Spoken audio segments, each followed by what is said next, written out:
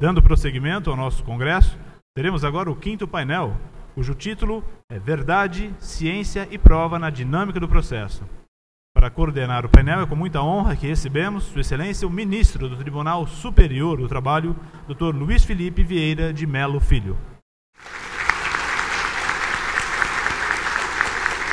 É com grande satisfação que recebemos os nossos painelistas, Dr. Júlio César Beber e Dr. José Augusto Delgado.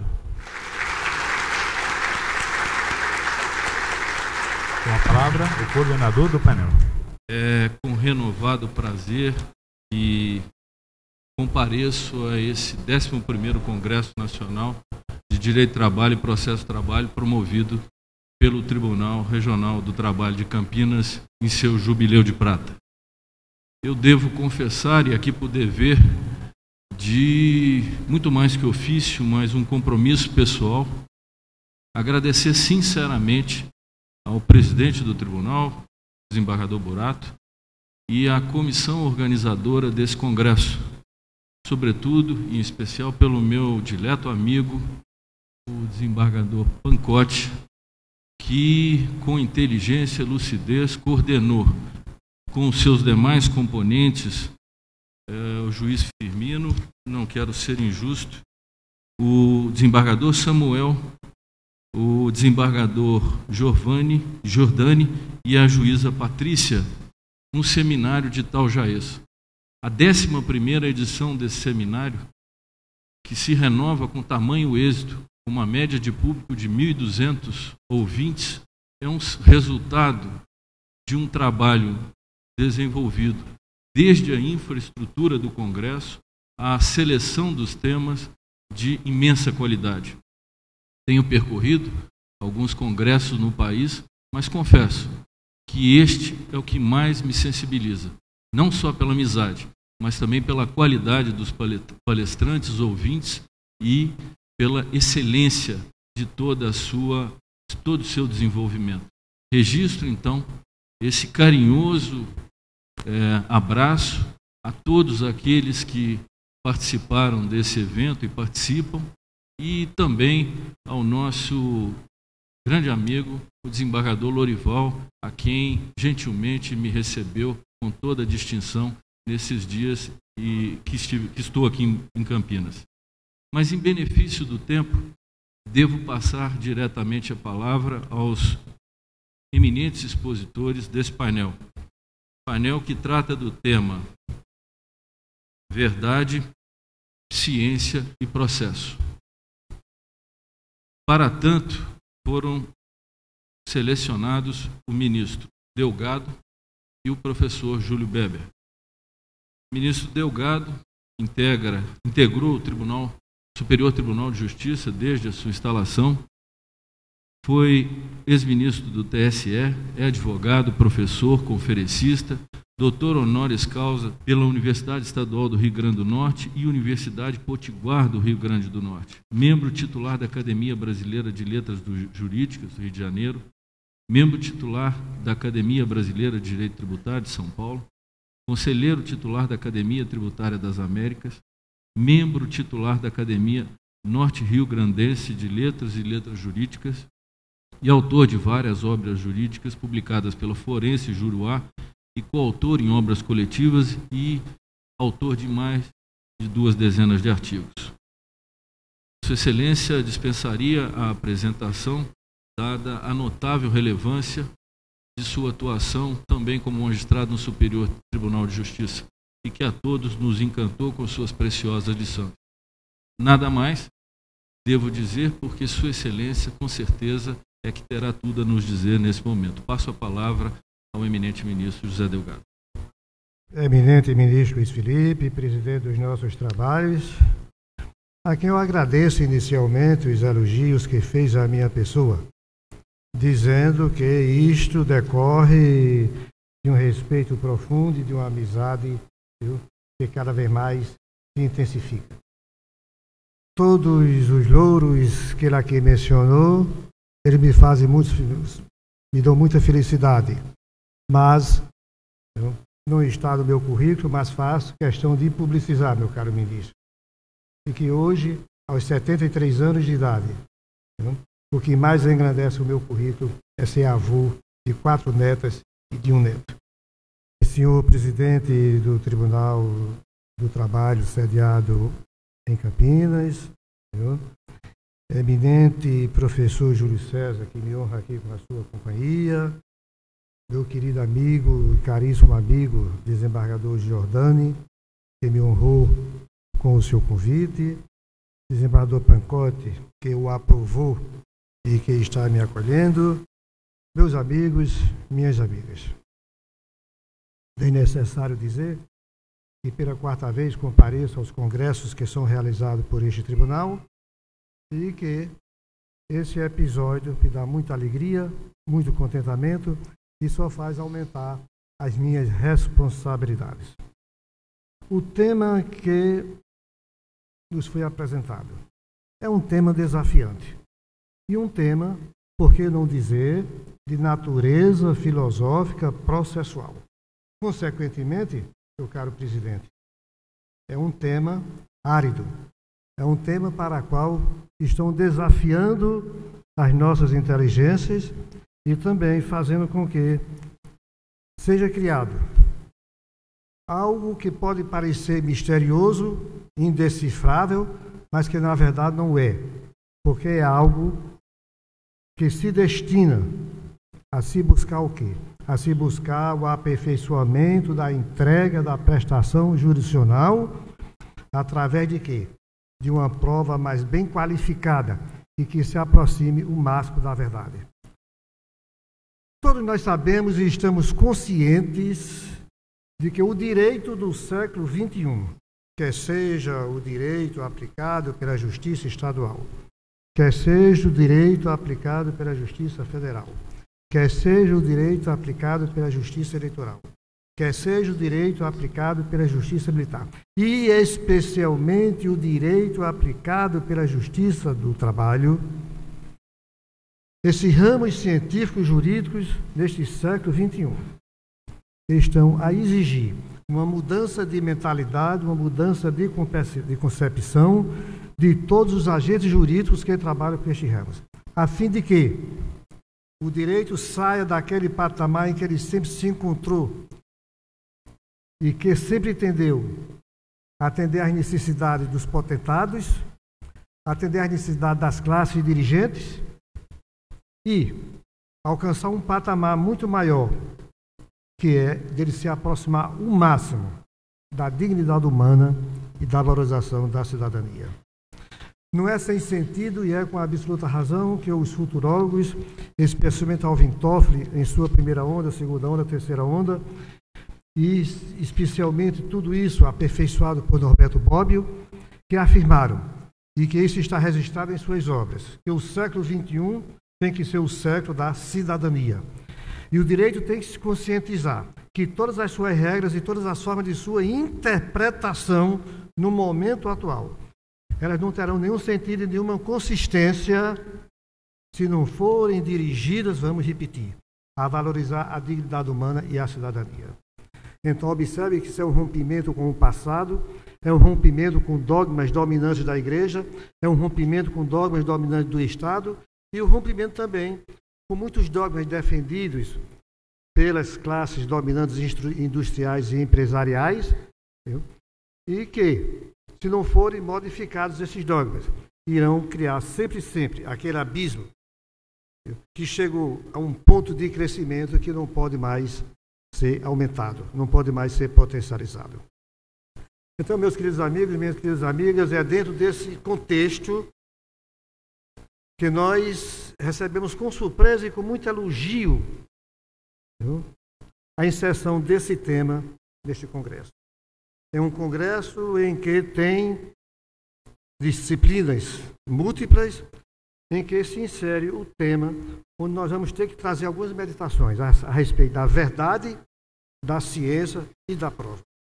Em outras palavras, é nós trabalharmos com a prova, especialmente, diretamente aqui nos interessa, a prova no direito do trabalho.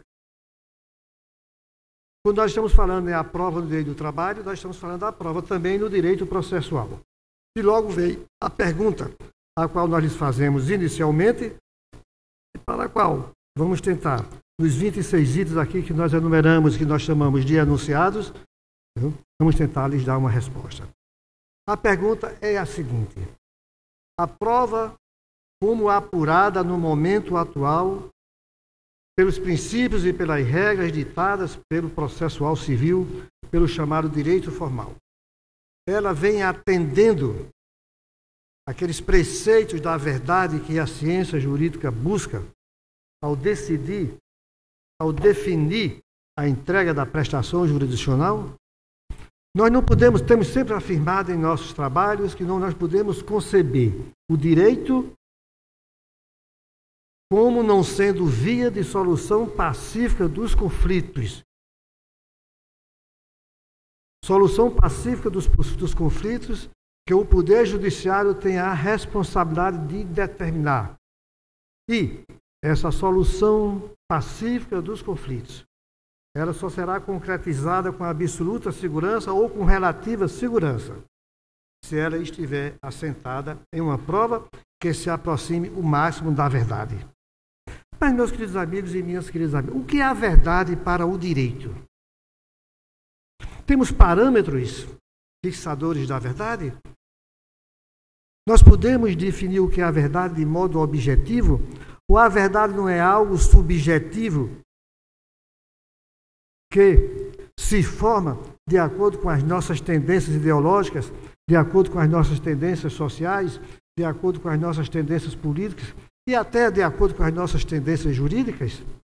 São desafios que a ciência do direito tem que enfrentar e que necessita, no momento atual, em que cada vez mais ela tem que se apoiar em princípios e regras solidificantes, a fim de que gere cada dia confiança nos jurisdicionados ao se transformar em algo concreto. Por esta razão, nós lhes apresentamos o primeiro enunciado em nossas meditações a respeito do tema, e que consiste no seguinte: os direitos fundamentais das relações trabalhistas neste século XXI. Lembrem-se que nós lhes falamos que o século XXI é o século da cidadania.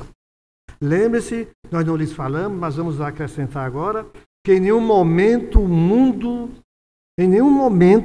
a história está a demonstrar que o mundo nunca teve um século voltado exclusivamente para prestigiar os direitos fundamentais da cidadania e da dignidade humana. Nós tivemos séculos do Renascimento, nós tivemos séculos do rompimento da Igreja com o Estado, nós tivemos séculos da Revolução Industrial, nós tivemos séculos das conquistas trabalhistas, 8 horas para dormir, 8 horas para trabalhar, 8 horas para descansar. Nós tivemos o último século marcado pela revolução da aproximação das distâncias, pela via da internet. Nós tivemos séculos das conquistas territoriais, nós tivemos séculos de tristezas e séculos de alegrias, o século de tristeza que Hitler nos impôs. Então, nós tivemos séculos com todas as feições, com todas as características, mas nós nunca tivemos um século em que a preocupação, o foco fundamental de todas as nações e de todas as intenções e de todos os ideais fosse o de que a dignidade humana e a valorização da cidadania alcançasse um patamar em um nível muito mais alto do que está o patamar do Estado. Em outras palavras, em que a valorização da dignidade humana e da cidadania passasse a ser a ordem dominante e o senhor mandatário dos desejos do Estado. O Estado sair da sua condição de comandante de nossos destinos e o Estado passando a ser apenas um servo a cumprir as nossas necessidades de valorização da dignidade humana e da cidadania. Por que não reconhecer que isso é um desafio para a ciência jurídica? Que somente, praticamente, a partir de Norberto Bobbio e Candotilho em Portugal, Norberto Bobbio na Itália e Candotilho em Portugal, é que nós, agentes jurídicos, começamos a despertar para esse momento. Então, por esta razão, reafirmamos esse enunciado assim escrito: os direitos fundamentais das relações trabalhistas nesse século XXI, considerados pelos cientistas políticos o século da cidadania, estão a marcar uma reflexão mais acentuada, a fim de que sejam aperfeiçoados no momento da entrega da prestação jurisdicional por parte do Poder Judiciário. Isto é um desafio. Um desafio porque os bancos escolares, os bancos acadêmicos, não nos dão abrir as nossas mentes para este pensamento. Isso constitui um desafio atualmente porque os doutrinadores nunca se buscaram a trazer de um modo sistemático essas ideias. Apenas algumas palavras esparsas, de um modo desordenado, sem conteúdo de ciência. É um desafio porque é uma realidade. Tanto é uma realidade presente, especialmente no ordenamento jurídico brasileiro, que lá está posto no artigo 1º da Constituição Federal.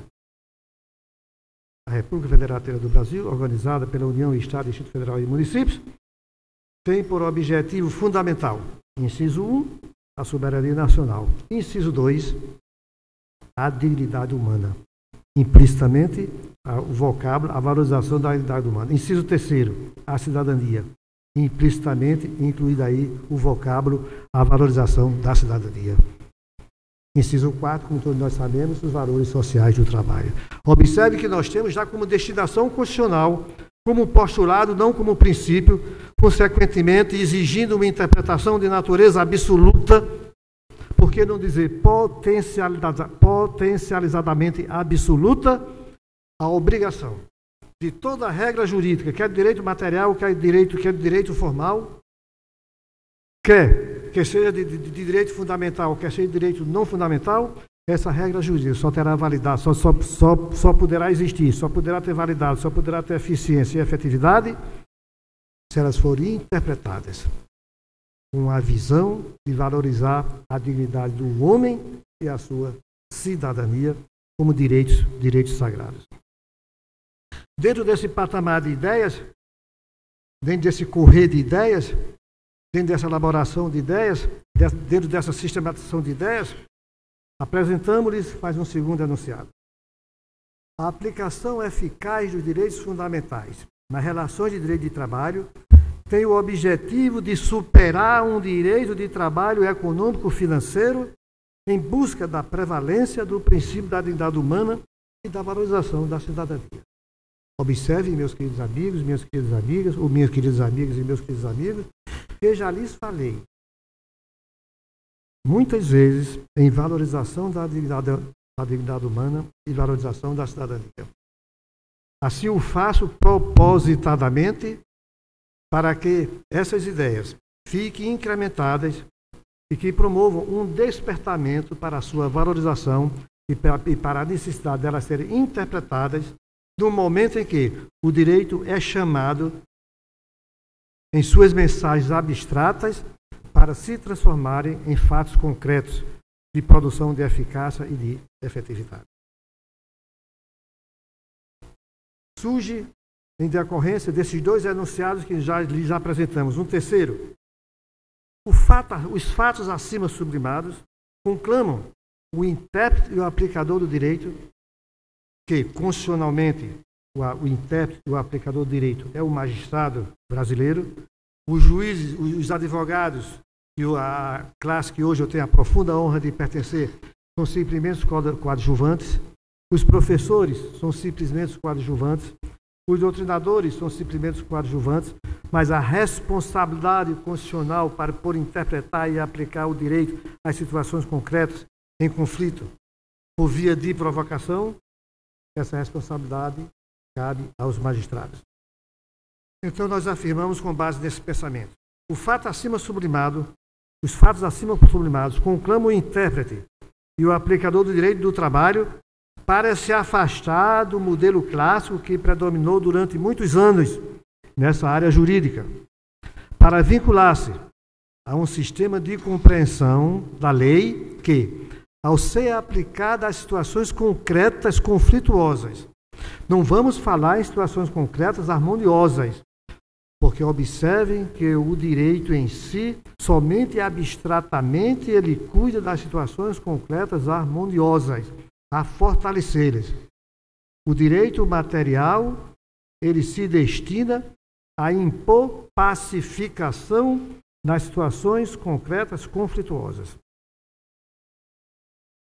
Nessa área jurídica, para vincular um sistema de compreensão da lei, que ao ser aplicado às situações concretas conflituosas, que se harmonizem com as transformações exigidas pela era contemporânea e que se concebem os direitos sociais do cidadão acima dos interesses estatais e empresariais. Voltamos a insistir a mudança do escalonamento de valores na área jurídica. Voltamos a insistir o escalonamento dos valores vinculados aos interesses. Não é o Estado ao nosso pensar, que hoje se encontra no topo da pirâmide. No topo da pirâmide hoje se encontram a chamada valorização da dignidade humana e valorização da cidadania. Ela, como que, emitindo raios de comportamento, não somente para o Estado, mas para as classes dominantes, quer sejam empresariais comerciais, quer sejam comerciais industriais, quer sejam do terceiro setor. Nós não podemos deixar de pensar e de meditar, hoje, dentro desse panorama filosófico que nós estamos ali a apresentar, a mudar as configurações de interpretação do direito, a se afirmar que todas aquelas interpretações tradicionais, as clássicas e as não clássicas, hoje, elas servem apenas como caminhos orientadores para uma interpretação atual, tendo em vista que hoje o fato concreto a ser solucionado tem muito mais importância do que o fato globalizante em si, de que a doutrina mais avançada está a reconhecer que as disposições dos artigos 6º e 7º da Constituição Federal do Brasil, em face dessas mensagens que estamos emitindo, devem ser consideradas como direitos fundamentais trabalhistas, com expressão de consolidação das garantias com grande intensidade aos trabalhadores. Consequentemente, nós temos uma evolução constante sendo pregada para que os direitos consagrados constitucionalmente nos artigos 6º e 7º da Constituição Federal hoje, em campo trabalhista, cada vez mais eles sejam interpretados com intensidade em benefício dos trabalhadores. Não queremos, com isso, quebrarmos a importância do princípio da igualdade. Pelo contrário, nós queremos demonstrar com isto que estamos cada vez mais fazendo com que o princípio da igualdade, dos direitos assegurados aos trabalhadores e aos empregadores, ele encontre o seu ponto central, o seu ponto de uniformização, a sua capacidade de horizontalidade na produção dos efeitos. Surge consequentemente o quinto enunciado que lhes apresentamos. Em face dessa concepção, torna-se necessário com o máximo de intensidade.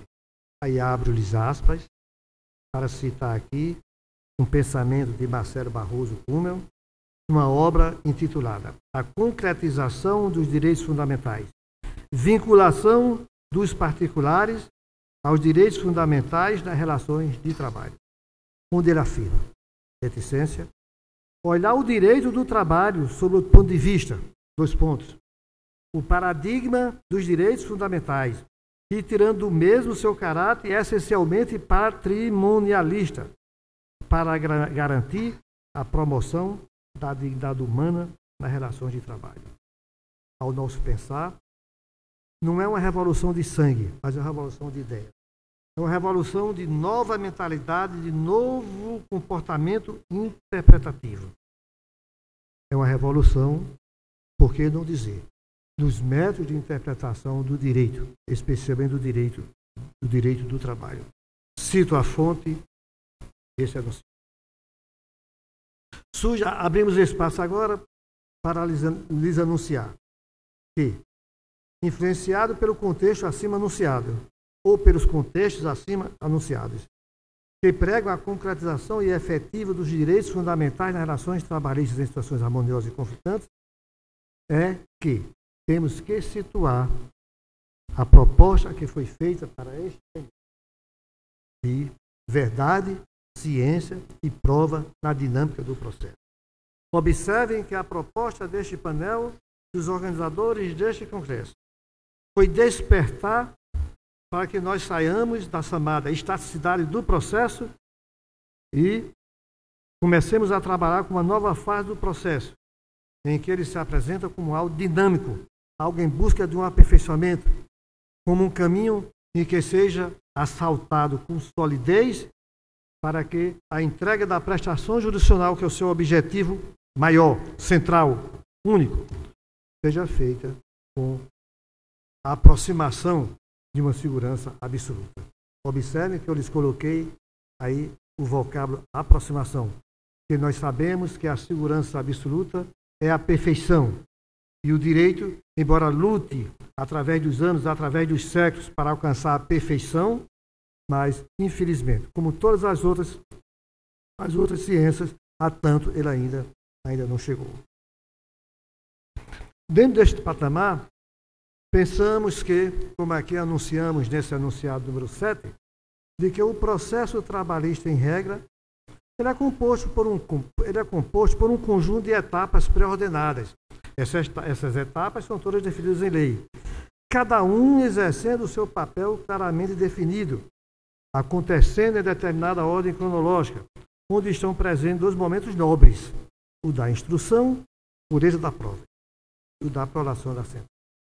Observe, minhas queridas amigas e meus queridos amigos, que esses dois momentos nobres, eles estão profundamente vinculados a quê?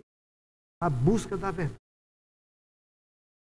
A colheita da prova, dirigida pelo juiz, hoje, com a sua função ativa, o juiz não se acomodando unicamente com a prova que é oferecida pelas partes, mas todas as vezes que sentir necessidade e que entender que aquela prova não é suficiente para impor aquela verdade que vai representar a sentença que ele vai ser prolatada, ele abre espaço para ele próprio ir buscar a prova. Observe que esses dois momentos se encontram. Se encontram com um só objetivo. O momento nobre da instrução, que é da colheita das provas, é a busca da verdade. O momento da entrega da prestação jurisdicional é a concretização daquela verdade buscada.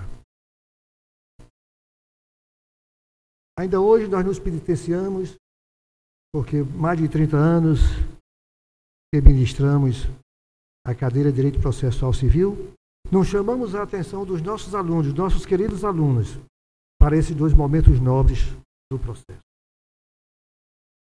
Não despertamos até então, por deficiência de nossas investigações, ou por deficiência também de nossas compreensões,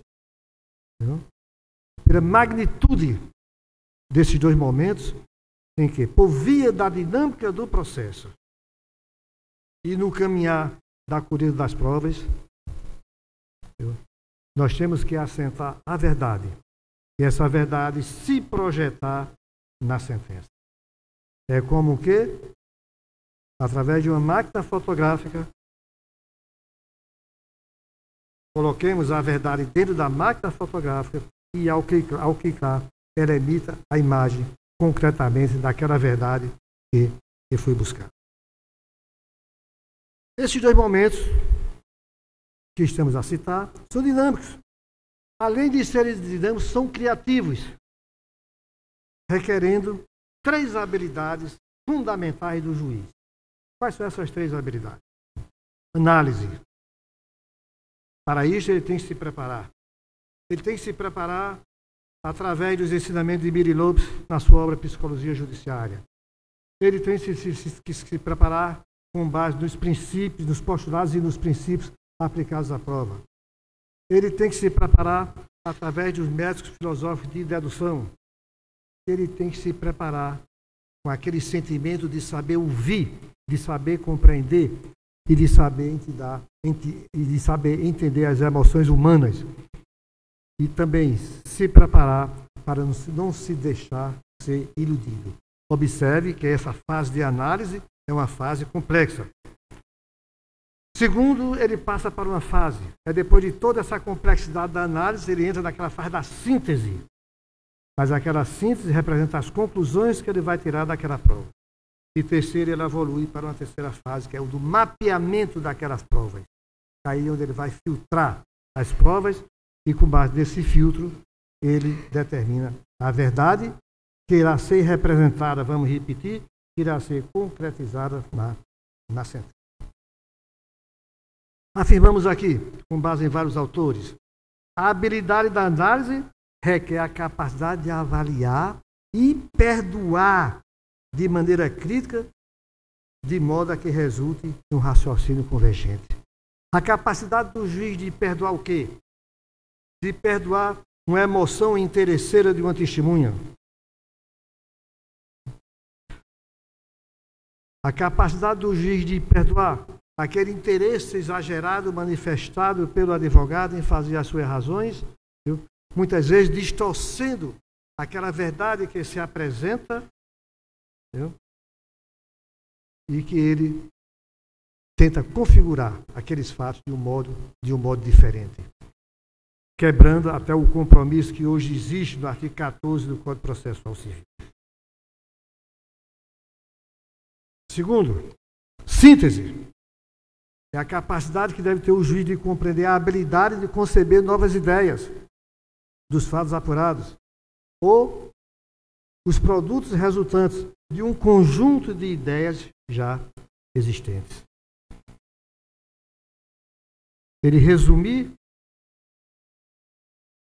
estruturar, organizar de um modo que aquilo represente um resumo de tudo quanto foi investigado. E o mapeamento?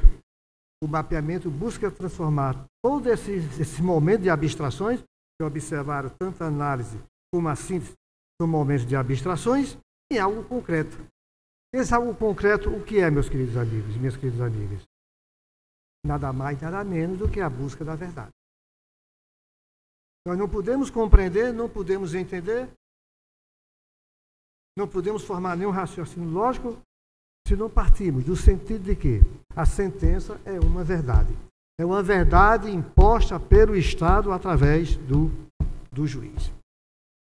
Portanto, nós afirmamos com base nessas premissas de que no contexto acabado de ser analisado, torna-se fundamental mudar a dinâmica do processo e o rumo dos ventos desfavoráveis ao processo formal e burocrático, impondo-se a verdade colhida das provas para a entrega de uma prestação institucional cada vez mais revestida de segurança jurídica. E acrescentamos, o alcance desse ponto de ideal não será alcançado se os aplicadores e intérpretes do direito não expandirem a sua concentração, se eles continuarem a prestigiar o passado, as regras tradicionais, os métodos clássicos de interpretação, no atentário que nós estamos no século XXI, no atentário que nós estamos num século que se volta unicamente para valorizar a dignidade humana e a cidadania. Não expandir a sua concentração de que a prova processual só terá validade se, após ser colhida, representar a verdade, especialmente porque esse valor constitui um direito fundamental que goza todo cidadão de fazer aumentar cada vez mais a dosagem do respeito à sua dignidade humana e à sua cidadania. Vamos agora partir para a segunda e penúltima fase de nossa fala. Vamos agora tentar buscar o que é a verdade para o processo, o que é a verdade para o direito, o que é a verdade para a ciência jurídica. A verdade foi sempre trabalhada dentro de um conceito filosófico, filosofia pura. O direito, somente há poucos anos, da metade do século passado até agora, é que tem se preocupado em buscar uma conceituação do que seja a verdade. Então, estamos a afirmar, e aqui vou ler em face da tecnicidade do assunto. Há muito que a ciência afirma que o processo é via de formação da verdade. Daí a interação desse valor com a prova. Mas só faz afirmar. Somente da metade do século passado ao atual, ela que tem se aprofundado nas suas investigações através do estabelecimento, através da tentativa de estabelecer dogmas. Embora se tenha como certo de que não há nenhuma verdade absoluta depositada na fase da instrução processual, deve-se buscar, porém, uma verdade legitimada pela observância do procedimento com respeito aos contornos dos direitos fundamentais de acesso à justiça e de o cidadão receber uma prestação jurisdicional inspirada na aplicação das suas necessidades de dignidade humana. O correto é que, aí eu me valo do ensinamento de Tiago André Pierabon de Ávila, uma fabulosa obra chamada Provas Ilícitas e Proporcionalidade, onde ele afirma: o valor da verdade para a justiça do processo exporá o direito à prova como sendo um direito fundamental derivado do direito de ação e defesa. Portanto, é momento de se pensar na fixação pela ciência jurídica de regras estáveis, definidoras do relacionamento existente entre verdade e prova. Nós sabemos que o aplicador do direito e o intérprete, ao buscar a verdade no caminho construído pelas provas, envolve na época contemporânea com alguns aspectos. E esses aspectos estão vinculados diretamente, porque a doutrina vem pregando com algumas variações, com base em 4 teorias. Teorias que buscam o conceito de verdade processual. Teorias que buscam a tentativa de se encontrar uma certeza a respeito dos fatos, na formação do convencimento do juiz. Essas teorias são 4. Primeiramente, a do racionalismo moderno. O que é que prega a teoria do racionalismo moderno? A verdade processual é a correspondência entre a ideia e a essência da coisa conhecida. Qual é a segunda corrente? É a do idealismo. Abro aspas. A verdade é o conhecimento das essências universais constituídas a priori pela consciência reflexiva. Portanto, um fenômeno interno do sujeito do conhecimento. Observem que essa teoria, ela peca ao nosso pensar pela possibilidade do intérprete e do aplicador do direito ser traído pelo fenômeno do bias. O que é o fenômeno do bias? É uma entidade italiana chamada distorção da realidade, em que nós não nos conscientizamos de que estamos olhando a realidade, estamos olhando para o fato diferentemente do que ele realmente é. Os italianos explicam isso com um fato muito significativo. Basta que você coloque uns óculos Ray-Ban em seus olhos, viu? Que você verá a natureza completamente diferente. E, consequentemente, você está distorcendo a realidade. Aquilo que muitas vezes na seca não aparece verde, mas aos seus olhos aparece verde, com um sentimento, provocando um sentimento completamente diferente. A terceira teoria é a chamada teoria analítica. A verdade é a coerência interna de uma linguagem que apresenta axiomas, postulados e regras para os seus enunciados e argumentos. Consequentemente, por essa teoria, o magistrado, que é o intérprete e o aplicador na busca da verdade, precisa conhecer esses postulados, precisa conhecer esses axiomas, precisa conhecer esses princípios e precisa conhecer as regras. Não somente conhecê-las, mas também dominá-las. E a quarta teoria é a teoria pragmática.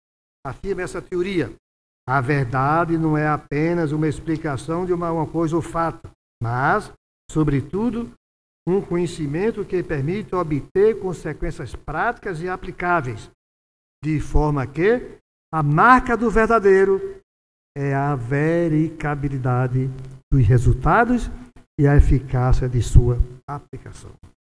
Ao nosso pensar, essa quarta teoria é a que mais se aproxima dos momentos que estas reflexões estão a nos exigir. É a chamada teoria pragmática. A verdade é realidade para o direito. A verdade é algo concreto. A verdade não é nada subjetivo. Enfim, o direito busca a verdade para quê? Minhas queridas amigas, meus queridos amigos. Para buscar a pacificação social. Veja a importância de se buscar a verdade. Expressiva, consequentemente, o doutrinador aqui mencionado, que assim explica. Essa busca da verdade também alcança o direito, já que esse pressupõe a existência de um fato litigioso para sobre este ser aplicado. E o fato é sempre uma reconstrução histórica de acontecimentos revelados ao juízo mediante as provas dos autos. Sendo a justiça o escopo primeiro do direito e do processo, a verdade afigura-se como inerente à justiça, instrumentalizado mediante o direito à prova. Assim, ao lado das concepções filosóficas e sociológicas da verdade, é possível reconhecer uma espécie de verdade jurídica, a chamada verdade processual. Essa reconstrução processual da verdade é realizada através da prova e consequentemente, a nos exigir uma mudança comportamental que se apresente adequada a esses novos ventos que a ciência jurídica busca imprimir na consecução desse importante momento do direito, que é a entrega da prestação jurisdicional. Importante salientar que nós temos alguns enunciados que podemos buscar atualmente no nosso ordenamento jurídico doutrinário brasileiro, a respeito da chamada teoria geral aplicada à prova processual civil. Só que entendemos que esses enunciados não são exaustivos e que eles necessitam, em face de tudo aqui que nós lhes apontamos e demonstramos, eles necessitam de uma meditação e de uma atualização. Esses enunciados são enunciados hoje que estão consagrados e que cada juiz, que cada intérprete devia ter esses enunciados como postos, não somente na sua consciência, na sua conscientização, na sua compreensão, mas como uma realidade a ser aplicada dia a dia e até publicizados, esses enunciados até publicizados, para que não somente ele os relembre a cada momento e a cada instante, mas também que as partes, representadas pelos seus advogados, também observem que tem compromisso com esses enunciados. Observe que nós estamos a pregar não somente o compromisso do juiz, estamos a pregar também o compromisso dos advogados com os enunciados que nós vamos aqui enunciar. Eles são, primeiramente, é de natureza fundamental o direito das partes de apresentar suas provas, pelo que não podem ser cesseadas. Segundo, a interpretação e aplicação do direito somente é possível mediante o exame das provas depositadas em juízo. Uma série de frases. O que não está nos autos, não está no mundo do direito. Terceiro, as provas devem ser apresentadas pelos meios formalmente corretos, idôneos e adequados, a fim de que seja concebida como depositada com segurança. Quarto, a prova tem por objeto fatos controvertidos pertinentes à lide, isto é, que servirão de base para a sentença de mérito. Não se prova fatos não controvertidos. Aliás, o CPC, do seu 334, inciso 3º, tem uma regra expressa. Fatos incontrovertidos não necessitam ser provados. São realidades, são verdades presentes no mundo fato. Quinto, os meios de prova não são exclusivamente o depoimento pessoal, a exibição de documentos ou coisa, a prova documental, a confissão, a prova testemunhal, a inspeção judicial e a prova pericial. Haja vista que o sistema processual permite que todos os meios legais, como os moralmente legítimos, ainda que não especificados no CPC, são hábeis para provar a verdade dos fatos, em que fundação ou a defesa. V. A interpretação contemporânea que deve ser dada ao artigo 332 do CPC, aplicado subsidiariamente ao processo trabalhista.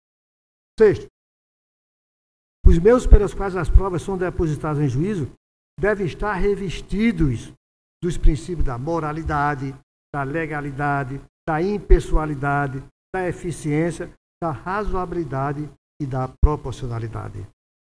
Sétimo, o ônus da prova, em regra, cabe a quem alega os fatos. Em regra, observe bem que aqui foi colocado em regra, porque não devemos nos esquecer, e já lhes afirmamos, a função hoje do juiz ativo, tão proclamada essa função por Cândido Rangel Dinamarca em suas obras. Oitavo, os fatos em juízo podem ser excepcionalmente provados por presunção, desde que, pelo conhecimento de um fato, possa se inferir com razoável probabilidade a existência de outro, ou o estado de uma pessoa ou coisa. Observe que aí nós temos já uma complexidade para se definir a verdade por via de presunção. Não é a simples presunção, é a presunção que se forma através de dois fatos que depois se encontram e que transformam um terceiro fato. As presunções, como nós sabemos, como meio de prova, podem ser relativas, juris tanto, ou absolutas, jure et jure. Legal, homines, parte do indício, que é um raciocínio humano, e chega a um fato relevante. Observe que o indício aqui é colocado em um patamar muito negativo, em um patamar profundamente inferior. Ele tem que evoluir. O indício tem que evoluir para uma presunção e a presunção tem que evoluir para ser uma prova concreta.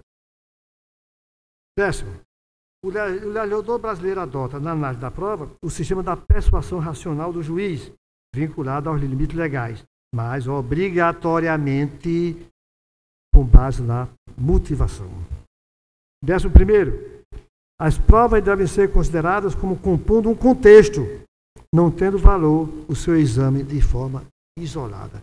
Lógico, deve ser observado dentro de um círculo onde elas estão postas, viu? E esse círculo deve detonar conclusões com base naquele contexto, mas conclusões que se harmonizem com o que está no contexto. 11º, 12º e penúltimo, o juiz, na colheita das provas, deve ter uma postura ativa, pelo quê? A fim de garantir um julgamento o mais justo possível, o mais aproximado da verdade, deve interferir diretamente na produção das provas. Se houver necessidade para elucidar a verdade dos fatos, mesmo em face da inércia das partes, deve agir de ofício, e para as provas cabíveis sejam produzidas. E por último, repito, os fatos notórios não precisam ser provados. E encerrando essa nossa fala, essa nossa alegria de aqui debatermos assuntos que nós consideramos de profunda importância para a realidade processual contemporânea. Renovamos aqui, apenas para uma lembrança e para a ordenação de nossas ideias, que as provas em juízo, tanto antes como agora, e temos a absoluta certeza, tanto no futuro, devem ser colhidas com base nos princípios seguintes: o princípio dispositivo, o princípio do contraditório e da ampla defesa, o princípio do ônus da prova, o princípio da verdade real e da verdade formal, sendo que essa verdade formal cada dia mais diminui a sua força. Devemos sempre evoluir para a verdade real, aquela verdade exigida do direito processual penal, o princípio da imediação, o princípio da concentração, o princípio da identidade física do juiz, o princípio do livre convencimento motivado do juiz, mas com base no ordenamento jurídico, cada vez mais o valor do princípio da oralidade e, por fim, o princípio da aquisição processual ou da comunhão das provas, vinculado ao da iniciativa oficial. Ultimamos com as seguintes conclusões. Ultimamos a nossa fala com as seguintes conclusões. A dinâmica imposta ao direito processual do trabalho, na época contemporânea, conduz o agente jurídico a revisitar os paradigmas fixados pela ciência jurídica sobre a produção de provas, a fim de ser estabelecido um sistema em que elas, cada vez mais, exprimam a verdade material com vinculação estreita aos direitos fundamentais assegurados aos litigantes, que procuram a justiça do trabalho para a solução dos seus conflitos, considerando-se o absoluto respeito aos postulados da dignidade humana, da valorização da cidadania, da paz social e da segurança jurídica na entrega da prestação judicial. Lembremos-nos de Norberto Bobbio, para quem a justiça deve corresponder ou não, se falhar, o que existe entre a norma e os valores supremos ou finais, que inspiram determinado ordenamento jurídico. Estudar o problema de justiça de uma norma jurídica requer o exame de sua aptidão para o ideal do bem comum. Muito obrigado pela maneira como fui explicar.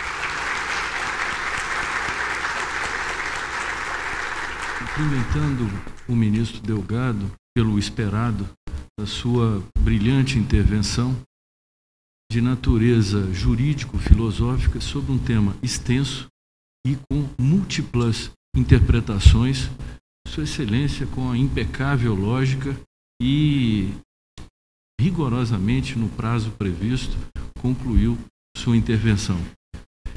Portanto, para que não percamos a dinâmica do painel, passo imediatamente a palavra ao professor Júlio Beber, juiz titular da 2ª Vara do Trabalho de Campo Grande, no Mato Grosso, mestre e doutor em Direito pela USP, professor de Direito Processual do Trabalho, acadêmico, fundador da Academia de Letras Jurídicas de Mato Grosso do Sul, membro do Conselho de Juristas da revista Bonjures e autor de diversos artigos e livros, inclusive esse último editado pela LTR de 2011, que é relativo à sua tese de doutorado, Processo do Trabalho, Adaptação à Contemporaneidade.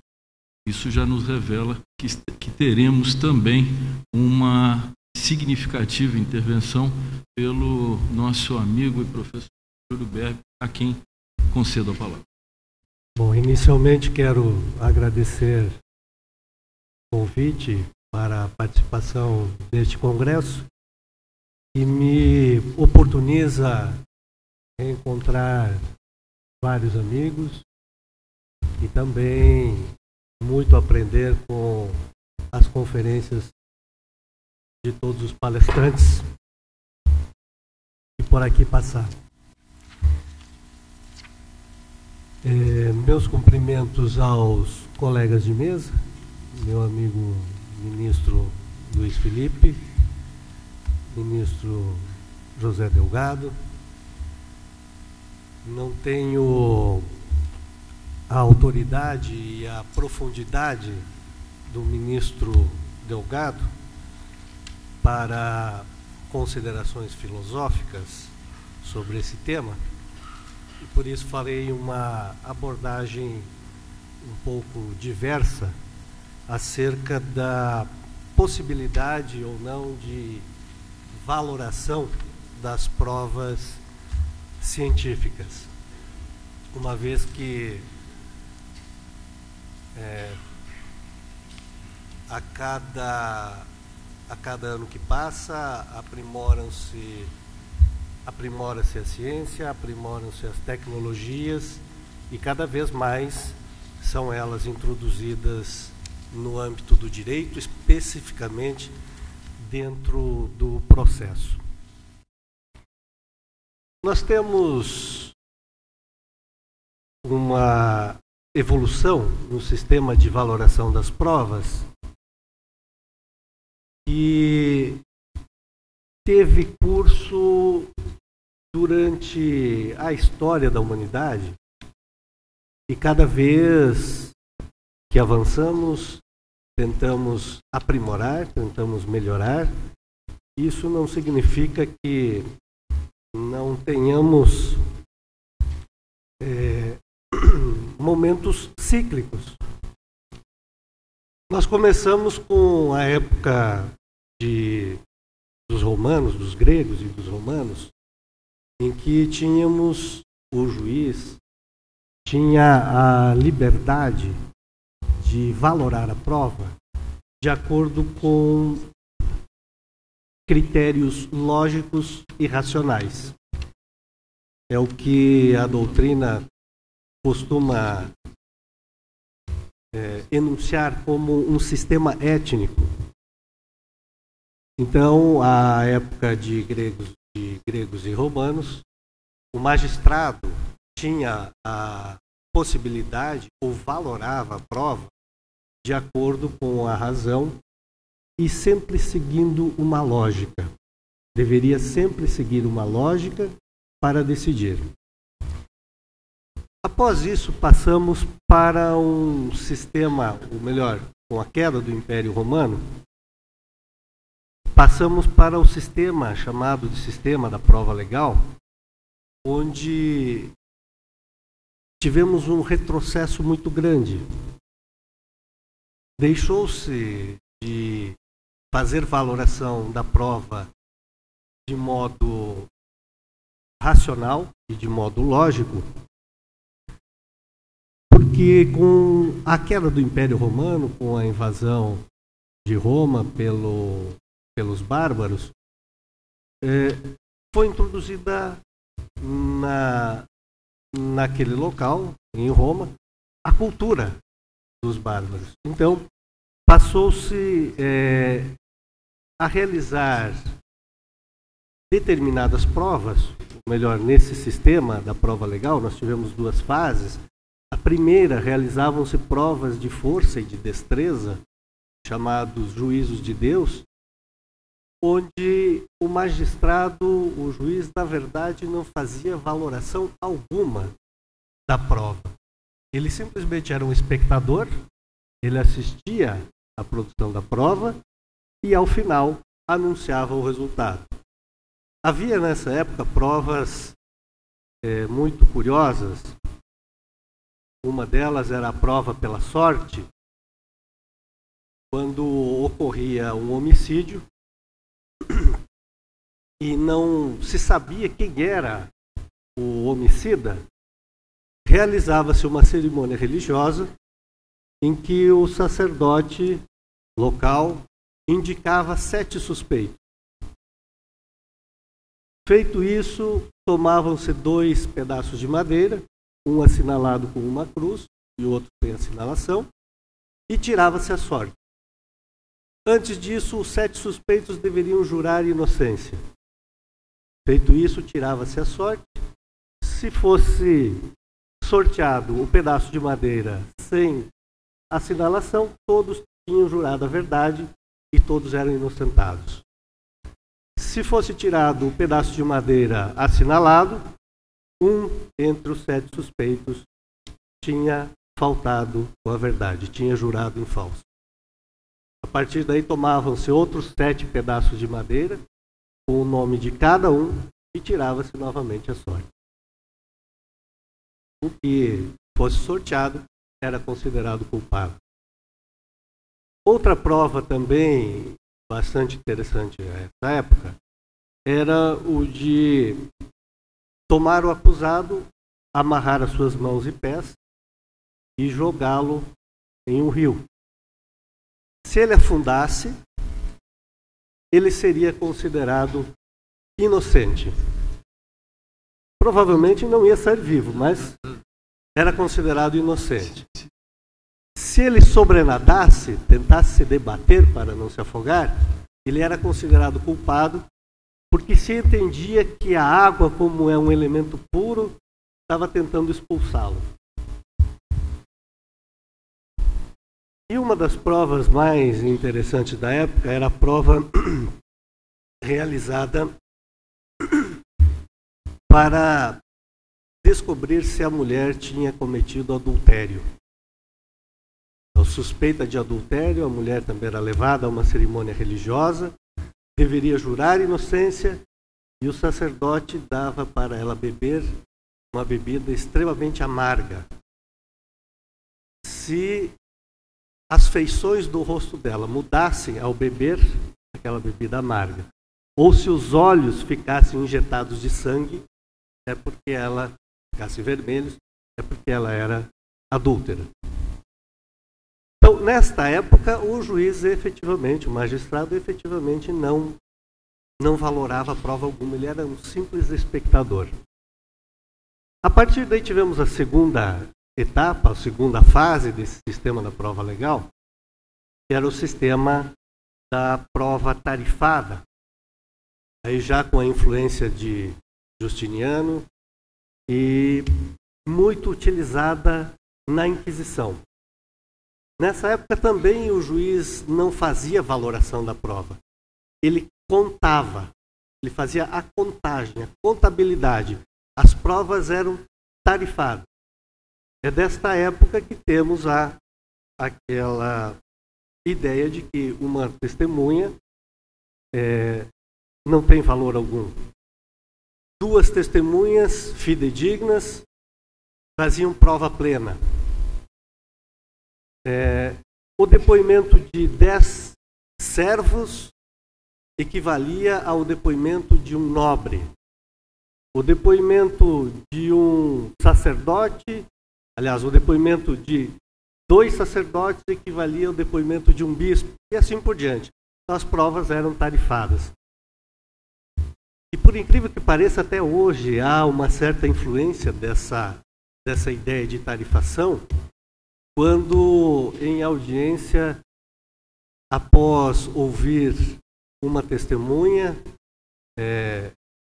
que comprova os fatos, o advogado insiste em ouvir mais uma, mais duas, mais três, como se a quantidade de testemunhas formasse o convencimento do juiz. Não é a quantidade, mas é a qualidade da testemunha que forma o convencimento. Muito mais importante do que o que a testemunha diz é o modo como a testemunha diz. É a forma como a testemunha fala. Por isso que vários tribunais regionais, pelo menos a maioria deles, costuma prestigiar a decisão de primeiro grau em matéria fática. Por quê? Porque a decisão é tomada pelo juiz não por aquilo que é dito, mas por aquilo que ele percebe em audiência, por aquilo que ele intui. São esses fatores que levam ao convencimento do magistrado. Uma testemunha segura, uma testemunha firme, essa forma o convencimento. Aquela testemunha hesitante, essa não consegue formar convencimento, não consegue convencer o magistrado. E essas intuições, isso é perceptível, é impossível que o juiz se desprenda disso para decidir, são essas percepções que levam o juiz a tomar determinada decisão, ir por determinado rumo, e são percepções impossíveis de serem transpostas para o papel. Não podemos negar que a intuição é que forma o convencimento do juiz. Nós temos uma ideia muito ilógica de que, e até por conta da doutrina que nós temos, de que a sentença é um silogismo, onde nós temos a premissa maior como a lei, a premissa menor como os fatos, e a conclusão é a subsunção dos fatos à norma. Isso não é verdade. Ao concluir uma audiência, o juiz já tem a sua decisão. Ele já intuiu a sua decisão. A sentença vai ser redigida em forma de silogismo, sim, mas a decisão já foi tomada. Já foi tomada por estas percepções que ocorrem em sala de audiência. Um juiz atento, ele está observando as partes, os advogados e as testemunhas, desde o momento em que ingressam na sala de audiência até o momento em que saem. Ele consegue perceber olhares, ele consegue perceber ideias que são transmitidas de uma parte para outra, ou de um advogado para parte, de testemunha para testemunha. Ele consegue perceber isso. E é isso que forma o convencimento. Então, o mais importante, o que forma o convencimento do magistrado realmente é a qualidade da prova, é a qualidade da testemunha, a qualidade de convencimento da prova, e não a quantidade, como era nesse sistema da prova legal. Depois do sistema da prova legal, nós evoluímos, ou melhor, fomos para um outro extremo. De um momento onde o juiz não fazia valoração alguma, ou ele assistia à prova e anunciava o resultado, ou ele apenas contava as provas para dar o resultado, nós passamos para um sistema totalmente oposto, que foi o sistema do livre convencimento. Isso já no século XVIII, com a Revolução Francesa.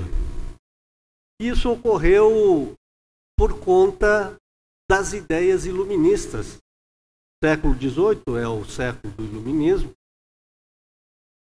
chamado século das luzes, e a ideia iluminista, a concepção iluminista era de que a razão é capaz de explicar qualquer coisa do universo. A razão destituída da emoção, da sensibilidade, é capaz de justificar ou de explicar qualquer coisa do universo. Se assim é, atribuiu-se então ao magistrado o poder de decidir com total liberdade. Liberdade absoluta de convencimento, podendo decidir de acordo com a prova produzida, podendo decidir ignorando a prova produzida, podendo decidir contra a prova produzida e sem necessidade de fundamentação. Sem necessidade de fundamentação porque se entendia que a verdade estava na consciência do magistrado. E se a verdade estava na consciência do magistrado, ele não precisava justificar a sua decisão, não precisava motivar a sua decisão. Permitia-se também, nessa época, que o juiz deixasse de decidir se os fatos não lhe estavam claros, ou seja, pronunciar o non licet, que temos vedado hoje em dia no nosso ordenamento jurídico. O juiz não pode se excusar de decidir alegando a ausência de prova, aí ele tem que decidir de acordo com o ônus da prova, e não pode se excusar de decidir, nem mesmo diante de ausência de norma legal.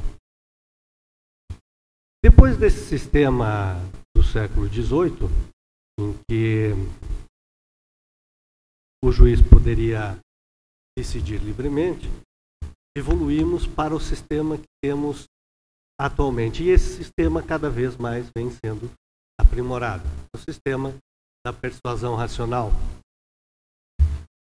De acordo com esse sistema, o juiz tem liberdade de convencimento, e aí passamos a ter um equilíbrio no sistema de valoração de provas, mas o juiz tem que estar adstrito, ou melhor, ele está adstrito aos fatos alegados, às provas produzidas, e deve aí adotar critérios racionais e lógicos.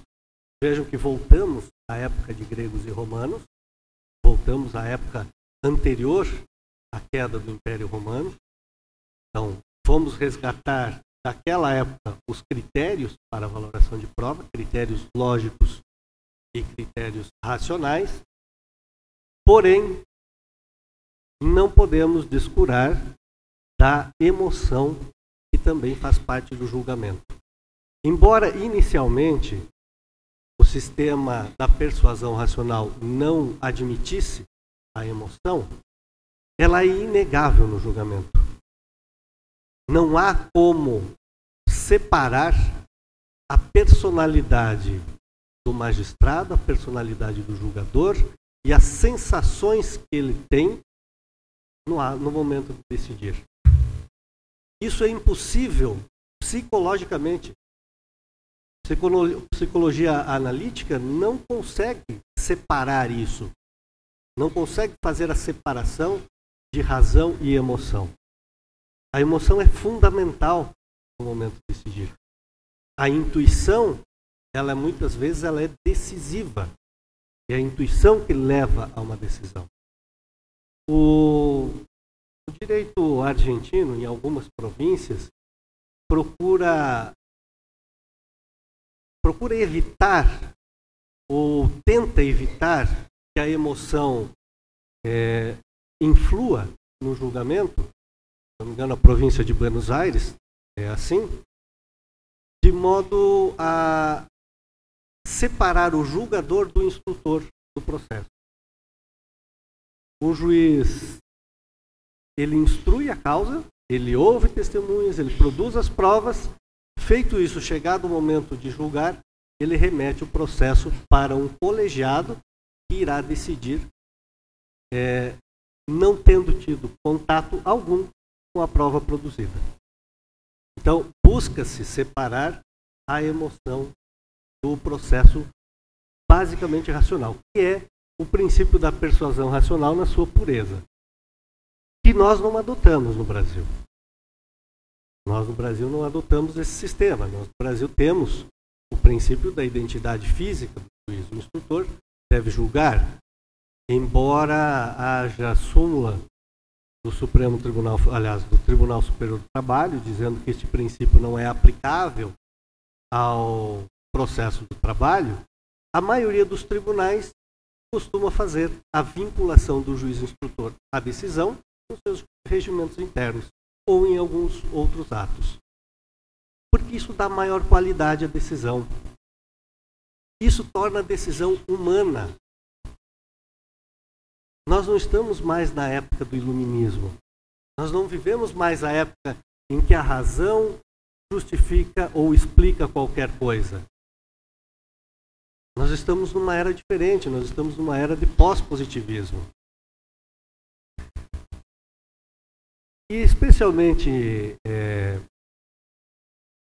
nesse momento, pelo menos nos últimos anos, onde a ciência vem evoluindo, a ciência começa a ingressar também dentro do processo.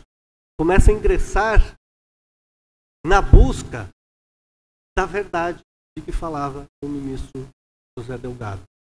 Buscar aproximar a narrativa dos fatos à ocorrência deles na prática. Na verdade, dentro de um processo, não há como se extrair a verdade de um fato, efetivamente. O que se prova dentro de um processo são as alegações que foram feitas. O fato pode até ter não ocorrido, não existido. Mas se a parte alegou e produzir provas, para o processo passa a ser uma verdade. Então, dentro de um processo se provam as afirmações que as partes fazem sobre um fato.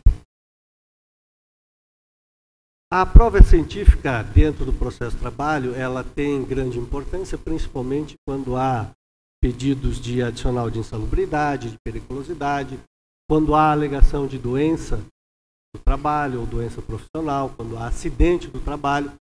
Essas provas são decisivas, ou melhor, são imprescindíveis para que o juiz decida no processo. Tenho visto algumas decisões de alguns tribunais e também de juízes de primeiro grau que costumam dizer, ou costumam simplesmente em situações como essa, se reportarem a prova produzida, prova pericial, para decidir. E quando fazem isso, não fazem nenhuma valoração da prova. Quando simplesmente se reporta ao laudo para dizer o perito constatou isso, o perito constatou aquilo, e portanto defiro ou indefiro, não faz valoração alguma. Ele passa a agir exatamente como aquele magistrado da época do sistema da prova legal. Ele é o simples espectador. Ele aguarda a realização da prova e simplesmente anuncia o resultado. Quando no sistema da persuasão racional, isso não é admissível. O juiz tem de valorar a prova. Ele tem de analisar a prova. Ele tem de fazer as suas considerações críticas, lógicas, racionais sobre a prova produzida. Não é por outra razão que na realização da prova pericial admite-se a indicação de assistente técnico. E quantas vezes nós encontramos disparidade entre o parecer do assistente técnico e o laudo do perito? O juiz tem que fazer este cotejo. Não basta ele dizer que a perícia concluiu em determinado sentido. Ele tem também de rejeitar os argumentos trazidos no parecer da parte, do assistente técnico. É esse o contraditório efetivo que a Constituição exige. É isso que é fundamentação da decisão. É fazer este cotejo de forma lógica, de forma racional e dizer por que não se acolhem os argumentos do parecer, que é contrário ao do laudo. Por que razão o assistente técnico concluiu, o que métodos ele aplicou diferente do perito para concluir de modo diverso. Nós não podemos tomar os pareceres técnicos sempre como se fossem manifestações parciais. Eles têm de ser analisados, eles são prova técnica também. Constituem prova científica também. E devem, por isso, ser objeto de análise e objeto de rejeição ou de acolhimento. Agora, é verdade que isso dá bastante trabalho. Isso exige muito trabalho do juiz para fazer este cotejo, fazer essa análise, exige conhecimento multidisciplinar. E é bem verdade que numa situação atual em que vivemos, com um volume excessivo de demandas, isso nem sempre é possível. Aliás, por falar em dar trabalho, lembrei agora de um colega que tinha, que isso no início da magistratura, ele não era muito de trabalhar, não gostava muito de trabalhar, e quase sempre quando ele tinha algum caso um pouco diferente, ele ligava para mim, trocava ideias, e aí um certo dia ele ligou para mim, era um caso de um policial rodoviário federal, é um caso um pouco complicado. Eu disse para ele: olha, eu estou um pouquinho atarefado hoje, faz o seguinte, me liga à noite e a gente conversa, eu preciso refletir um pouquinho sobre isso, preciso de mais alguns dados e a gente conversa. Aí à noite ele não ligou, no dia seguinte eu não encontrei com ele 2 ou 3 dias após, no elevador. Aí ele disse assim: olha, já resolvi aquele caso. Eu disse: ah, é? O que você fez? Aí ele disse assim: olha, eu estava pensando, aquele pessoal lá do Ministério Público do Trabalho, eles não têm nada para fazer lá, né? Aí eu mandei o processo para lá para eles emitirem parecer. Pô, então, tá bom, né? Uns 15, 20 dias após, estava no futebol, encontrei um procurador do trabalho, que é meu amigo também. Aí ele veio conversar comigo e disse: poxa, o que aquele seu amigo está pensando? Que a gente vai trabalhar para ele? Estudar o processo para ele? Eu disse: olha, eu sou seu amigo, sou amigo dele, vocês se entendam, né? E depois disso eu não tive mais notícia desse processo. Passados uns 3 ou 4 meses, esse meu colega saiu de férias e eu fui designado para substituí-lo. Aí eu cheguei lá no primeiro dia, o diretor de secretaria disse: olha, doutor, tem um processo aqui que tem que dar um andamento e eu não sei que andamento dá a ele. Eu disse: ó, deixa na mesa aí que eu vejo. Aí quando eu comecei a olhar o processo, lá, policial federal, aquele, no caso do meu colega que tinha falado comigo. Aí fui para as últimas, foi para o último volume, comecei a olhar. Na antepenúltima página, estava lá o despacho do meu colega dizendo: ao Ministério Público do Trabalho para emissão de parecer no prazo de 8 dias. Na folha seguinte, ao invés de parecer do Ministério Público, tinha uma cota do meu outro colega, meu outro amigo, procurador do trabalho, dizendo o seguinte: o Ministério Público do Trabalho, após analisar detidamente o feito, opina pelo seu prosseguimento.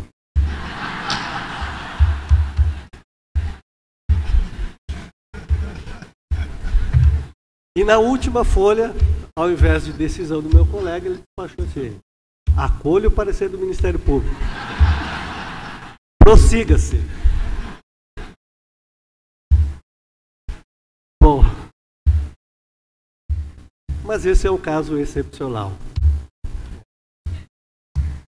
Então, no sistema da persuasão racional, há necessidade de um empenho maior, principalmente quando se trata de prova científica, de prova técnica. Não basta simplesmente se reportar ao laudo. Tem de dar as razões do porquê se está acolhendo aquele laudo. Fundamental é isso, é dar as razões por que o laudo o convenceu. Só porque o perito disse? Não. O laudo ele contém vários elementos. E além disso, a prova científica deve ser cotejada, deve ser comparada, deve ser somada com as demais provas dos autos. Tantas vezes nós encontramos situações em que o perito, apesar de concluir pela inexistência de insalubridade, todas as demais provas concorrem exatamente para dizer o contrário. E aí é que entra a persuasão racional. Aí é que entra a valoração dessa prova. E exemplo disso são decisões do próprio Tribunal Superior do Trabalho. O ministro Emanuel Pereira tem uma decisão recente, 29 de abril de 2011, em que ele diz o seguinte: importa salientar que no sistema processual vigente não existe hierarquia entre as provas, bem como adota-se o princípio do livre convencimento motivado, consubstanciado na livre apreciação da prova, consagrado no artigo 131 do CPC. Ademais, consoante o artigo 436 do CPC, o juiz não está adstrito ao laudo pericial, podendo formar sua convicção com outros elementos ou fatos provados nos autos. O ministro Augusto César também, conforme expressamente consignado na decisão recorrida, apesar de a perícia ter concluído pela inexistência de agentes insalubres, o julgador, com fulcro no artigo 436 do CPC, entendeu caracterizada a condição de insalubridade em razão das informações fornecidas pela prova testemunhal e demais elementos extraídos da prova documental dos autos. Vejam só, não é somente quando o juiz rejeita o laudo que ele tem de fundamentar, quando ele rejeita a conclusão da perícia, é quando ele acolhe também. Se ele não fizer isso, ele não estará fundamentando a sua decisão, porque ele não deu as razões do porquê a prova o convenceu. E a prova técnica ou a prova científica, ela não pode ser endeusada. É verdade que ela não pode ser ignorada. Nós não podemos ignorar a evolução da ciência e a evolução da tecnologia. No exame de DNA, por exemplo, a margem de erro é mínima, mas existe. A ciência hoje não é mais ou não tem mais a concepção que tinha da época do iluminismo, de ser infalível. Hoje, os próprios cientistas admitem a falibilidade da ciência e da tecnologia. E essa margem de erro, essa margem de falha, não pode ser ignorada. E ela só não será ignorada quando o juiz fizer a valoração dessa prova. Fizer a valoração da prova, tecendo as considerações do porquê a prova o convence ou porquê não o convence. Com isso, então, creio ter expendido as considerações que desejava. Mais uma vez, quero agradecer o convite para aqui estar. O faço na pessoa do meu amigo Giordani e agradeço a todos pela atenção.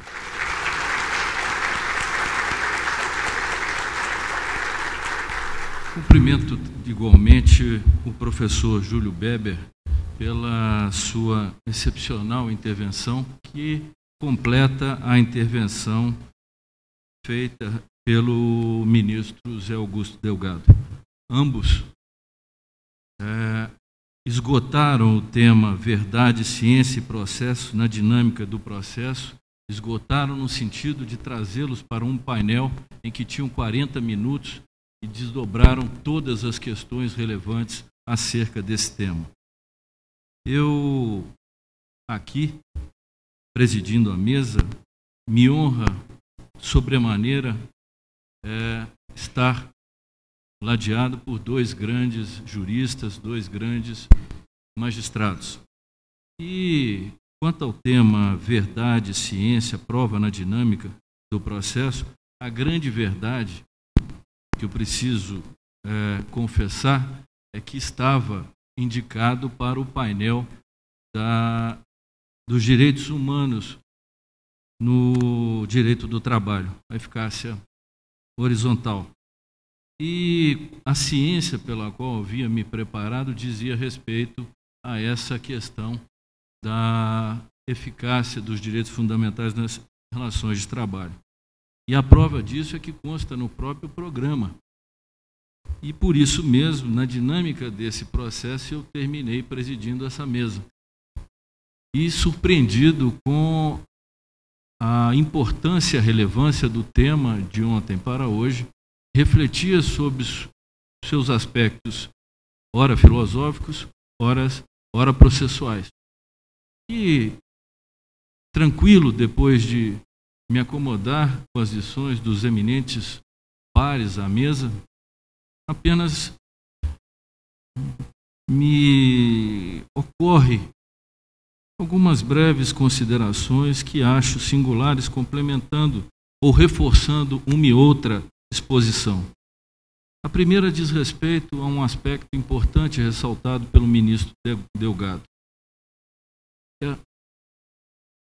Os novos paradigmas do direito. Qual é o mundo jurídico que estamos a vivenciar hoje? Houve uma ruptura singular no sistema jurídico, sobretudo com o rompimento da summa divisio. Não há mais essa secção entre o direito público e o direito privado. E as grandes influências que daí decorrem afastaram uma concepção patrimonialista das relações jurídicas e encaminharam-se para uma conexão às situações existenciais das relações jurídicas, aproximando efetivamente a atuação da justiça com aquele que é o fim do direito, que é o homem.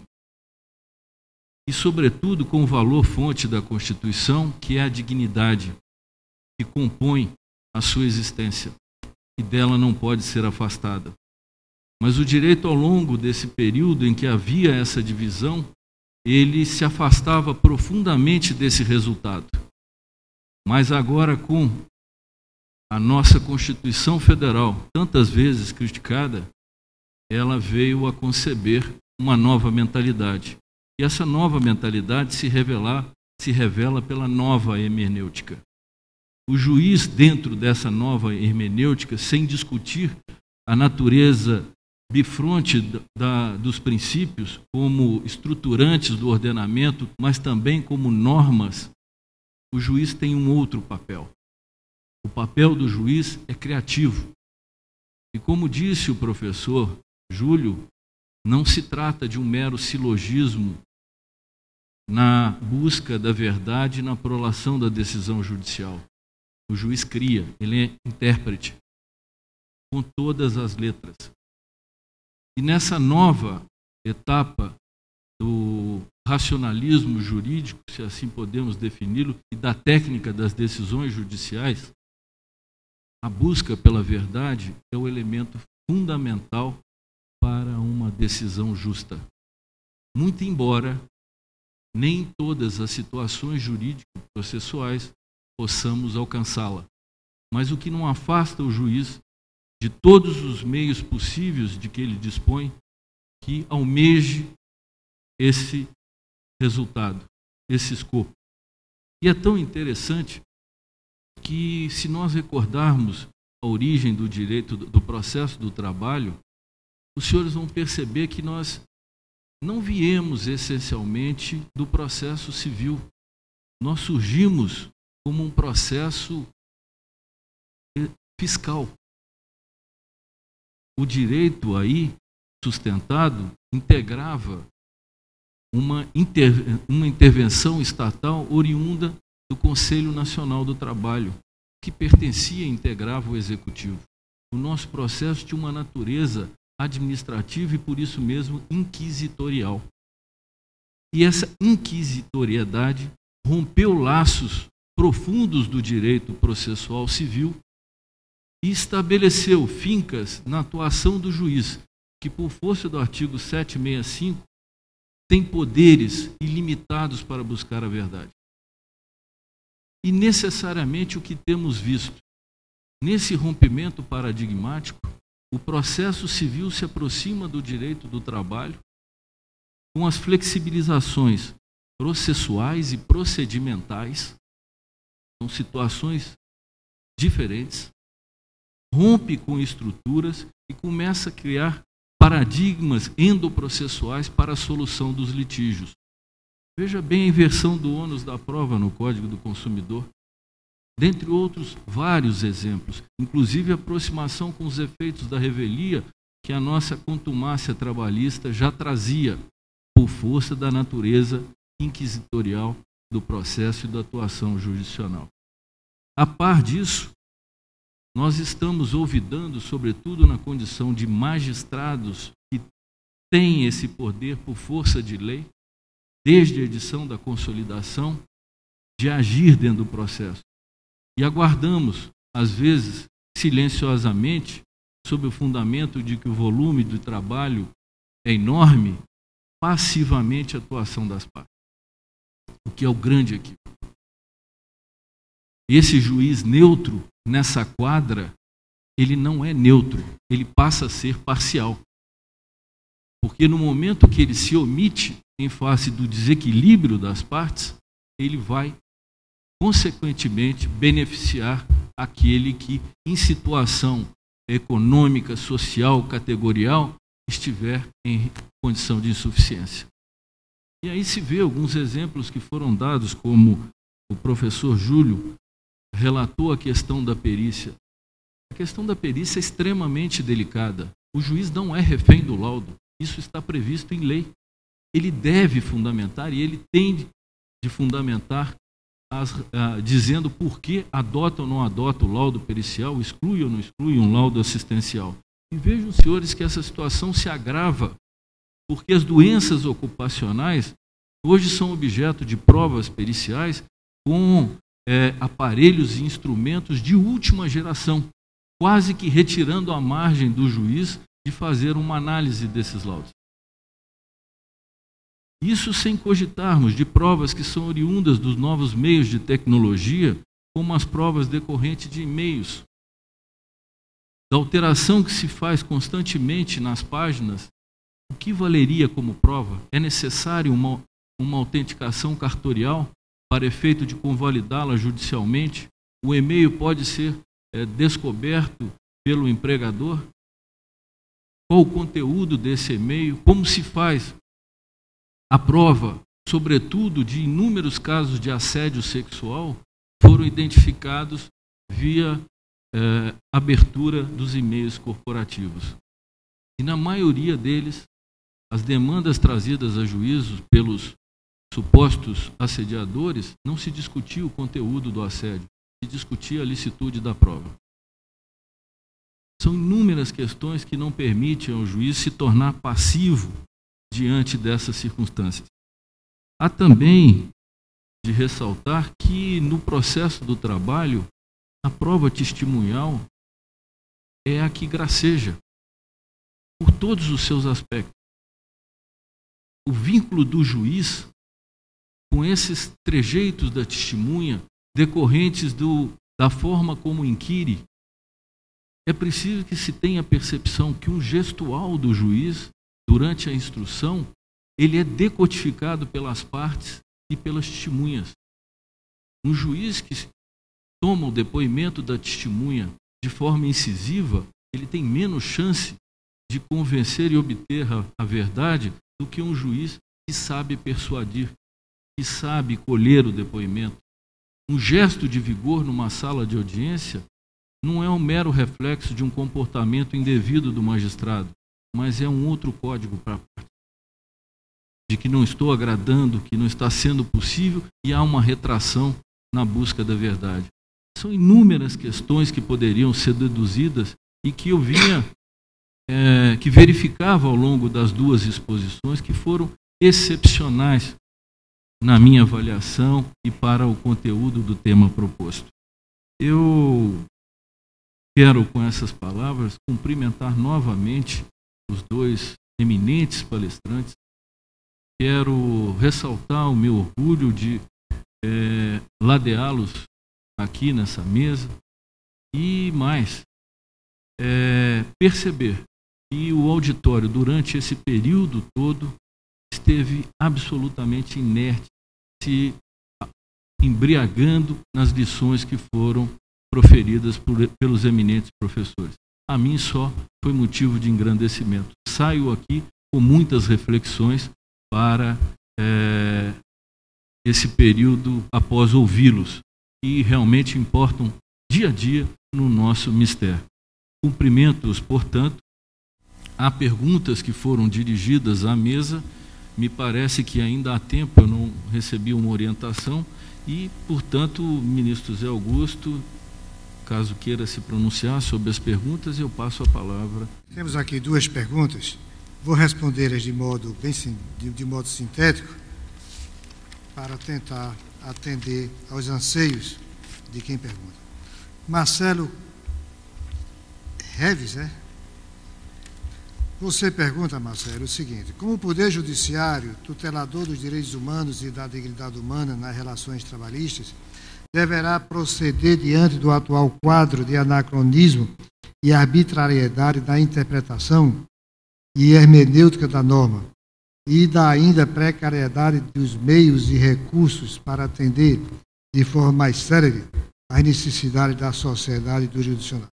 Permita-me, Marcelo, divergir da sua pergunta na primeira afirmação. Quando você fala aqui, deverá proceder dentro do atual quadro de anacronismo e arbitrariedade na interpretação e hermenêutica. Nós, agentes jurídicos, não devemos nunca trabalhar com as exceções como sendo regras gerais. Primeiramente, permita-me lhe dizer que nós não concebemos que haja anacronismo na interpretação das normas jurídicas, especialmente trabalhistas, na atualidade.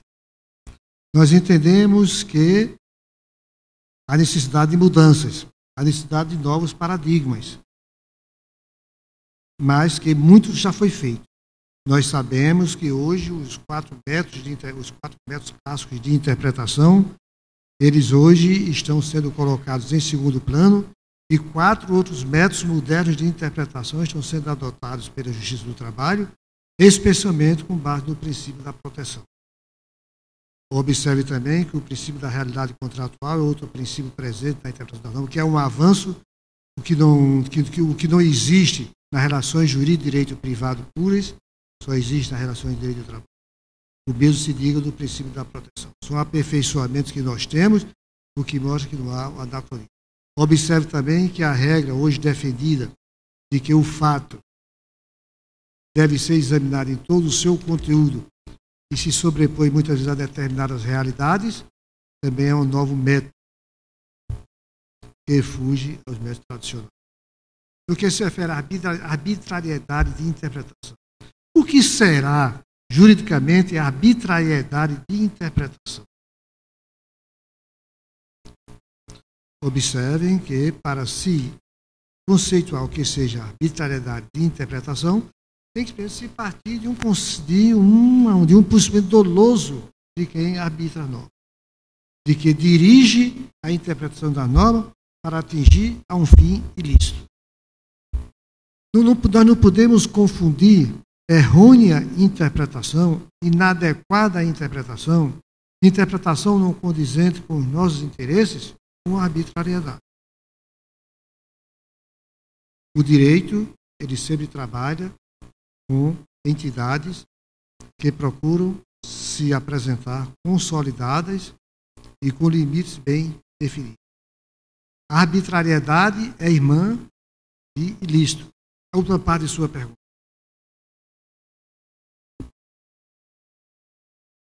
Diante do atual quadro de anacronismo e arbitrariedade da interpretação e hermenêutica da norma, e de ainda precariedade dos meios e recursos para atender de forma mais séria a necessidade da sociedade e do geral, o que fazer?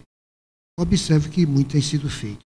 Observe que nós estamos passando. Vejam bem que nós estamos naquilo que nós aqui estamos chamando de um 6º momento revolucionário do ordenamento jurídico brasileiro.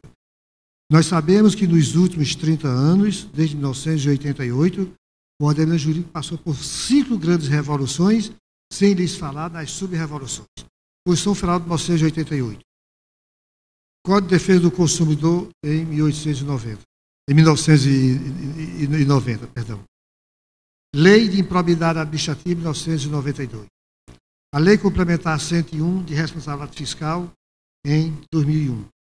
2002, esse monumento revolucionário que rompeu com toda aquela tradição de 88 anos, que é o Código Civil, onde nós passamos a ver a norma privada com base em quê? Com base na ética, com base na sociabilidade, com base na operosidade e na praticidade, onde nós juízes, os juízes da minha geração, não estão preparados, não estavam preparados e nunca foram preparados para trabalhar com normas abertas, normas abstratas, normas que ele é chamado a complementar com sua forma, quase como sendo legislador.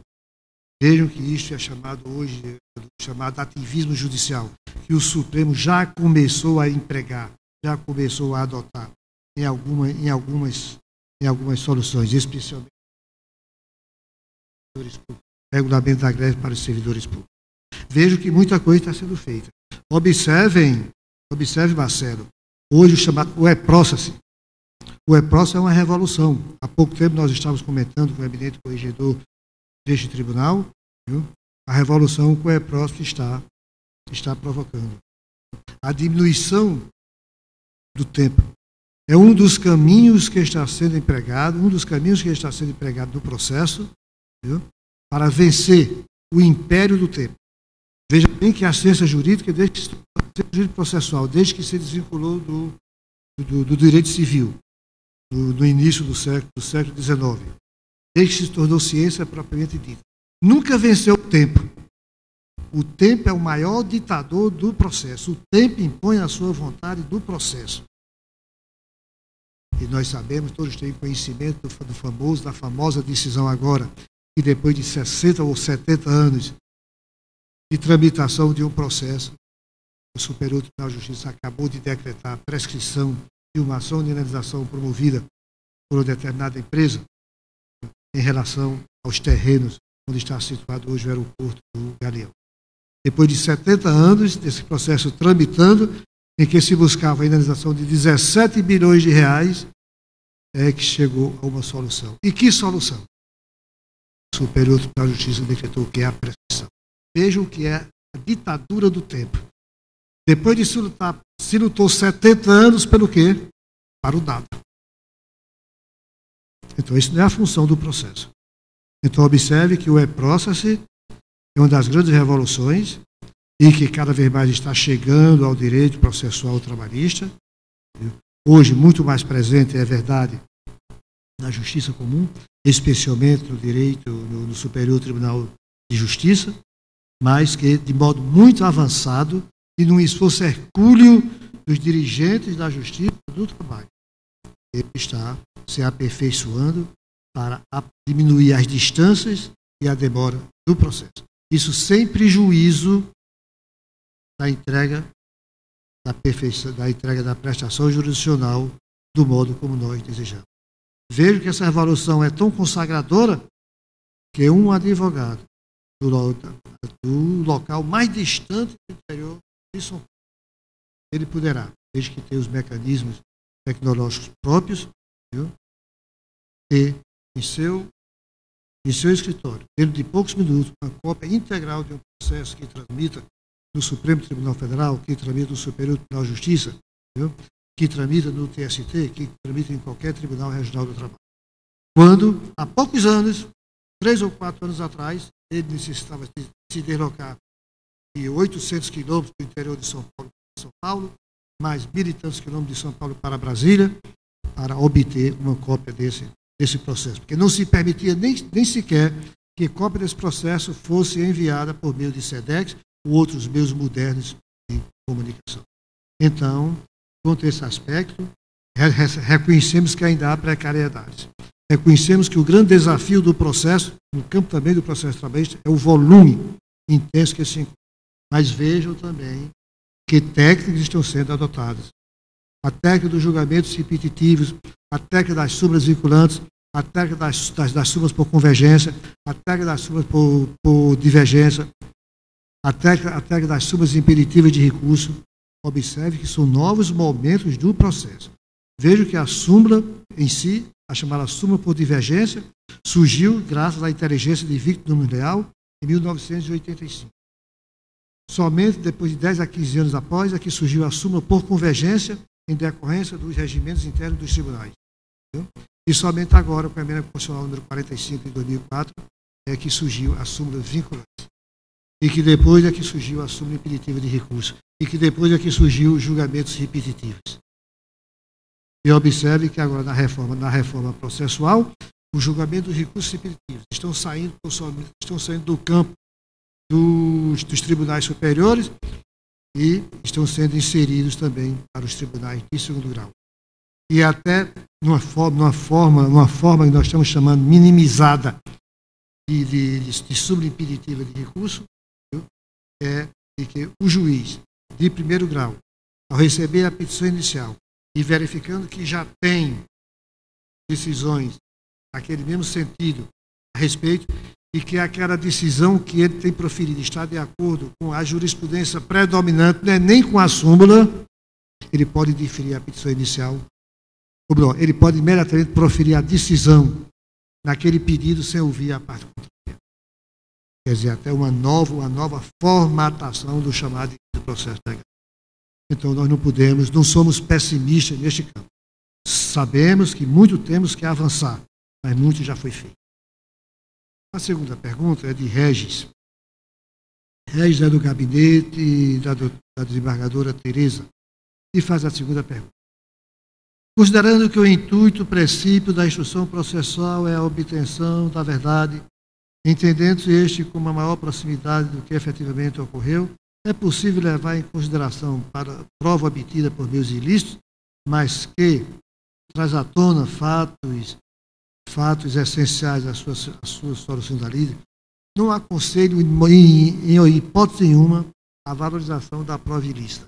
A prova ilícita, ao nosso pensar, ela é um nada, como também as provas de acorrência da prova ilícita. Aquela famosa frase que nós temos, o fruto das árvores podres, os frutos da árvore podre, elas também são frutos podres.